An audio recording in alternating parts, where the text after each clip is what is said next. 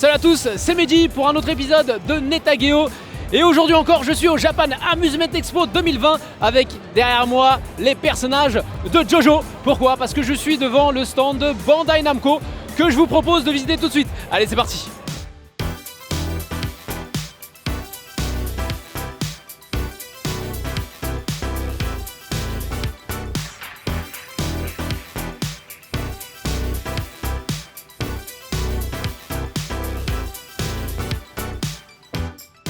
C'est parti pour le 4e épisode sur le salon de l'arcade japonais, le Japan Amusement Expo 2020. On fait donc le tour du stand de Bandai Namco Amusement, mais on fera aussi un petit tour du côté du stand de Bandai Namco Technica. On commence par le centre du stand avec la borne qui avait fait sensation l'an dernier sur le salon. JoJo no Kimyona Boken Last Survivor. A l'époque, je n'avais pas pu vous montrer grand chose, mais depuis le jeu est sorti. Il est en effet disponible depuis décembre 2019 au Japon, avec quelques mois de retard par rapport à l'annonce initiale. C'est un Battle Royale qui peut se jouer jusqu'à 20 joueurs en simultané. Comme sur le principe de Fortnite, au cours de la partie, la taille de la carte se réduit progressivement. Au début du jeu, après avoir choisi l'un des 11 personnages issus du fameux manga de JoJo, on choisit l'endroit où l'on veut commencer sur la carte. La borne a 2 poignées, chacune possède 2 gâchettes et un stick. Le stick de gauche permet de déplacer le personnage et celui de droite de contrôler la caméra. Les gâchettes servent à activer votre stand, utiliser des skills ou frapper. Bien sûr, toutes ces attaques vont dépendre du personnage utilisé. Par exemple, Jotaro est fort en combat rapproché, alors que le stand de Noriaki Kakyoin peut frapper à distance, ce qui change radicalement le gameplay. L'utilisation des stands nécessite de l'énergie psychique. Une fois la jauge de cette énergie vide, il faut attendre qu'elle se remplisse pour utiliser de nouveau le stand. Les 4 boutons sur la poignée de droite servent à sauter, s'accroupir, afficher la carte, vérifier des choses ou faire une action comme casser une fenêtre pour entrer dans une maison. Il y a des cartes cachées un peu partout pour par exemple redonner de la vie, protéger des attaques adverses ou encore même voir vos adversaires à travers les murs. Il existe aussi un système de level pour renforcer notre personnage. Dans ce jeu, les bruits comme par exemple ceux des pas, des choses que l'on percute apparaissent à l'écran sous forme de lettres un peu comme dans les mangas. Cela permet de repérer la direction de la provenance des bruits et donc la position des adversaires. Pour ne pas faire de bruit quand on se déplace, il faut s'accroupir. Il y a plein d'endroits où l'on peut se cacher afin de prendre les adversaires par surprise. JoJo no Kimyona Boken Last Survivor est un Battle Royale avec des mécaniques intéressantes grâce au système de stand et des graphismes qui respectent l'univers du manga. Passons à droite, avec Wangan Midnight Maximum Tune 6R, qui est la version update de la version 6 que j'avais présentée il y a 2 ans. Pour rappel, ce jeu de course se base sur le manga Wangan Midnight avec un mode story reprenant les 100 chapitres. Sur fond de musique entraînante de Yuzo Koshiro, à qui on doit entre autres les musiques de Street of Rage. En progressant dans l'histoire, on peut faire évoluer nos véhicules, mais aussi les customiser. Il existe un mode versus permettant de jouer jusqu'à 4 en même temps. Cette version 6R apporte un mode challenge qui se base sur un jeu de plateau où il faut lancer des dés pour se déplacer sur des cases éparpillées sur l'ensemble du Japon. À chaque fois que l'on tombe sur une case, on doit vaincre un véhicule basé sur la conduite et les données de vrais joueurs sur des routes existantes du Japon. On remarquera aussi l'ajout récent de la GR Supra que l'on peut voir rouler sur ces images. Wangan Midnight Maximum Tune 6R est en service au Japon. On passe juste derrière avec une rangée de bornes Poker Stadium. Un jeu de poker Texas Hold'em qui permet d'affronter d'autres joueurs en réseau. J'ai déjà présenté cette borne l'an dernier qui est en service depuis au Japon. La particularité de cette machine est l'écran tactile du bas qui permet de manipuler les cartes et les jetons pour plus d'immersion. Notre avatar reproduit les mouvements effectués sur la table. Des avatars que l'on peut customiser et qui sont interprétés par de célèbres seiyū. Là encore, une jolie borne. On se déplace sur la gauche où se trouvaient plusieurs bornes Kido Senshi Gundam Extreme Versus 2, le dernier modèle de la fameuse série de jeux de fight de Mobile Suits 2 contre 2.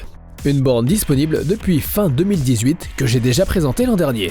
J'avais précisé à l'époque que cette version marque une nette évolution dans la série avec l'utilisation d'une nouvelle carte système 369 remplaçant le système 357 basé sur l'architecture de la PS3 sortie en 2007. Kido Senshi Gundam Extreme Versus 2 permet de sélectionner un nombre impressionnant de Mobile Suits.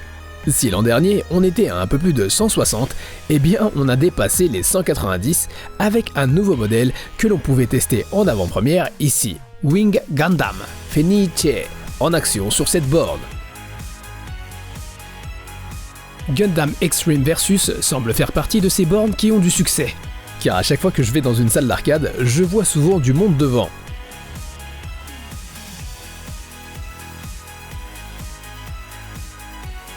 Toujours dans le Gundam avec Kido Senshi Gundam Senjo no Kizuna et son énorme écran en demi-sphère. Ce jeu nous place dans un cockpit de Mobile Suits pour s'affronter en équipe. Une machine qui fête ses 14 ans et que j'avais présentée à l'époque sur France 3. Voici d'ailleurs des passages que j'avais filmés pour l'émission de l'époque. Donc alors est-ce qu'on gagne? C'est la bonne question. Ouh là là là là là là. Ah, cette coupe. J'ai toujours la carte que j'ai fabriquée pour sauvegarder mes données. On peut y voir mon nom et que sa dernière utilisation remonte au 9 novembre 2007, car le format de date en japonais met l'année en premier.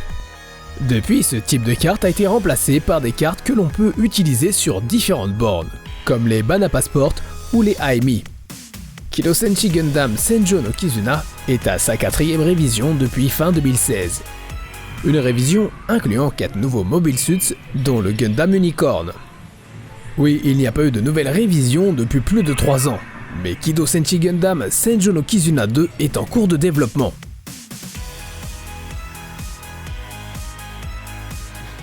On se déplace à l'opposé du stand sur le côté gauche avec la borne Taiko no Tatsujin, un classique avec des taiko sur lequel il faut taper en rythme. Taiko no Tatsujin qui fêtera l'année prochaine ses 20 ans. Voici la version verte dont j'ai déjà parlé l'an dernier, qui a bénéficié de l'ajout de plusieurs chansons depuis. Et d'autres sont à venir. À droite des bornes de Taiko no Tatsujin, il y avait une nouvelle version de Wani Wani Panic, Wani Wani Panic Air. Wani Wani Panic est une borne de Namco sortie à l'origine en 1989, qui a fait un vrai carton au Japon. Une machine importante pour la firme de Pac-Man, à tel point que la borne était exposée dans leurs anciens bureaux. Voici des images de l'ancien bâtiment de Bandai Namco pris en 2009.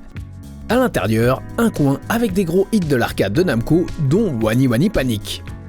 J'étais comme un fou au milieu de tous ces classiques de l'arcade. Dans Wani Wani Panic, il faut taper rapidement sur le plus de crocodiles possible pour obtenir le meilleur score. Mais revenons à Wani Wani Panic Air, qui est la copie de la version originale, avec pour principale différence l'affichage des scores avec un écran de 32 pouces et que l'on peut jouer avec 2 marteaux au lieu d'un.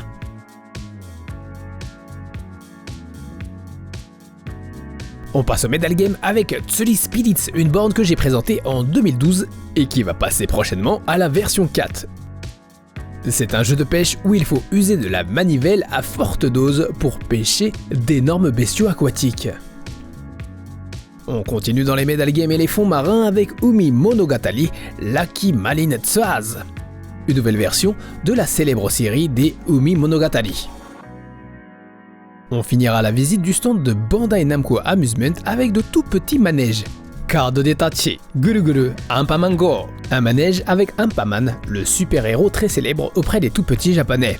Le train Thomas aussi a bien du succès. Personnellement, je trouve que sa tête a un air de Fantomas, ce qui ne me rassure pas. Il y avait d'autres machines à prix, mais on va s'arrêter ici pour le stand de Bandai Namco Amusement pour passer au stand de Bandai Namco Technica. La première chose que l'on remarque ici, c'est une étrange table de ping-pong. Love Kyun Ping Pong. Un jeu pouvant se jouer en couple à 2 contre 2. Au cours de la partie, on doit toucher le cœur au centre de la table pour déterminer notre Love Power. Si on joue en couple, chacun doit mettre les mains sur le cœur. Le taux de Love Power des 2 parties est affiché sur l'écran qui fait face à la table. Le filet se déplace vers la partie de la table qui a le plus de Love Power pour l'avantager. C'est toujours plus simple de renvoyer la balle si l'espace en face est plus grand. Il arrive que subitement le filet se mette à faire des va-et-vient. Un concept sympathique qui fera sourire certains couples, d'autres moins.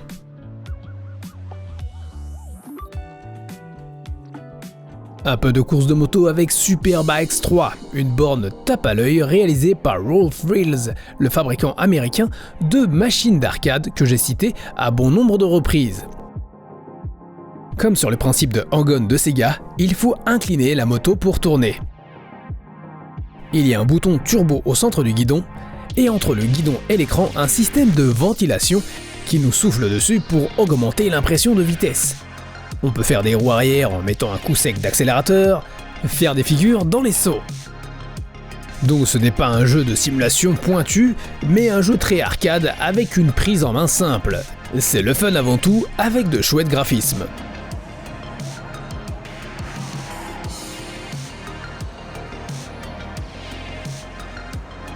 Cette année encore, on retrouve exposés les jeux de tir Agedo, Submarine Rescue et Mizu Depot Daiboken. Il y avait d'autres bornes à base de foot et de basket, mais malheureusement on manqua de temps pour tout bien filmer. Malgré tout, on aura fait le tour de la plupart des machines disponibles sur les deux stands.